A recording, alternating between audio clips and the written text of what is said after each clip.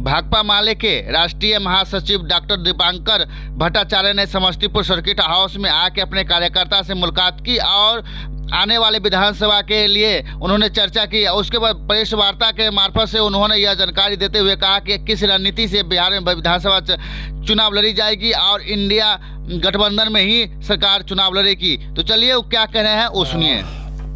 आज तो हम लोग सुबह गए थे मुजफ्फरपुर में, कांटी में, जहाँ आप लोगों को पता है कि 6 तारीख सुबह वहाँ खबर मिली कि एक नौजवान 18 साल के शिवम झा थाने में उसकी मौत हो गई। पुलिस का कहना है कि उसने आत्महत्या की। उसके परिवार का, गांव वालों का, सबका कहना है कि उसकी हत्या कर दी गई।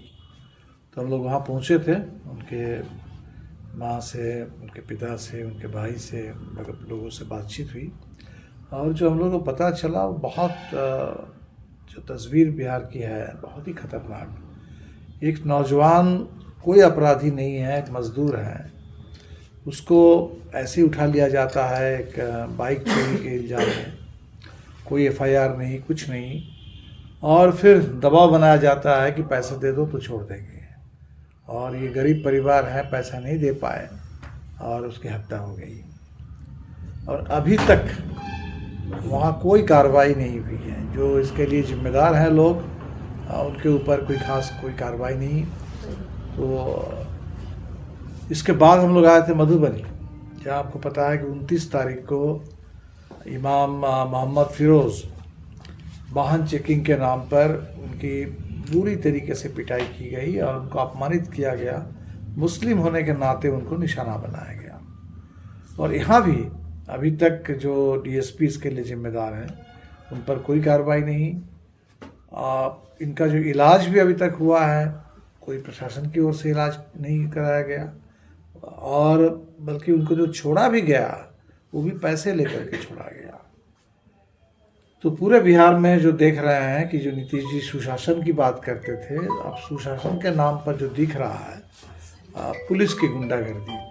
पुलिस अब यहाँ वर्दीधारी गुंडे के रूप में सामने दिख रहा है और अफसरशाही और पुलिस के गुंडागर्दी। इसीलिए मुझे लगता है कि बहुत ख़राब स्थिति है बिहार में। तो और भ्रष्टाचार का भी अड्डा बन गया था ना। तो कुल मिलाकर के भ्रष्टाचार, अफसरशाही और पुलिस बेरोक टोक, बेलगाम पुलिस जुल्म, और थाना जो है हर जगह इसका अड्डा बनते जा रहा है। ये बहुत खतरनाक स्थिति है और हमें लगता है कि बिहार को अब आगे आना होगा लोकतंत्र के लिए, मानवाधिकार की रक्षा करने के लिए, न्याय के लिए, और इस पुलिस पर और इस तानाशाही पर लगाम कसने के लिए। आज दिल्ली का भी चुनाव परिणाम आया और दिल्ली में हमने देखा कि 10 साल से आम आदमी पार्टी की सरकार थी, तो दिल्ली की जनता ने इस बार इस सरकार को बदल दिया। तो हमें तो लगता है कि बिहार के लिए तो दिल्ली का निष्कर्ष एक ही है कि दिल्ली में अगर 10 साल में सरकार बदल जा रही है तो बिहार में 20 साल से जो भारतीय जनता पार्टी और जदयू की सरकार चल रही है और जो सरकार अब बिहार पर एक बोझ साबित हो रही है। भ्रष्टाचार बढ़ रहा है, अपराध बढ़ रहा है, पुलिस बेलगाम है, बेरोजगारी चरम पर है, पलायन है, गरीबी है। तो इस बिहार में भी अब बदलाव का समय आ गया है। तो पूरे बिहार में हम लोग बदलो बिहार मुहिम चला रहे हैं। बदलो बिहार न्याय यात्रा, पद यात्रा चली बिहार के हर कोने में, हर प्रमंडल में बदलो बिहार समागम हुए और अब 2 मार्च को गांधी मैदान में बदलो बिहार महाजुटान। तो अभी तो इस महाजुटान की तैयारी में हम लोग लगे हैं और जहाँ भी जितनी ऐसी घटनाएं घटी हैं, जहाँ मानवाधिकार पर हमला, न्याय की जगह पर अन्याय, तो वो सब तमाम सवालों को लेकर के विधानसभा के अंदर और बाहर हम लोग लड़ाई को तेज करेंगे। और सबों से अपील है, बिहार में जो भी इंसाफ चाहते हैं वैसे तमाम लोगों से अपील है कि मिल करके लड़ें और इस पुलिस जुल्म पर, यहाँ बिहार के अंदर भ्रष्टाचार पर, अपराध पर और सरकार की चरम विफलता पर एक इसका अंत होना चाहिए और लोगों को आगे आना। अभी देखिए चुनाव तो के साथ रहिएगा। अभी तो दिल्ली के बाद, दिल्ली से चुनाव की शुरुआत हुई इस साल में और कायदे से बिहार से चुनाव का अंत होना चाहिए इस साल। अब पता नहीं, लेकिन चुनाव समय से पहले भी अगर हो जाए तो हो जाए। तो अभी हमें लगता है कि बिहार के लिए जो ज़रूरी सवाल है वो है कि बिहार के चुनाव का एजेंडा सेट हो, क्योंकि भारतीय जनता पार्टी, हमने झारखंड में जो देखा था कि जब चुनाव आया तो वो चाहती थी कि भाई वहाँ बांग्लादेश के सवाल पर चुनाव हो जाए।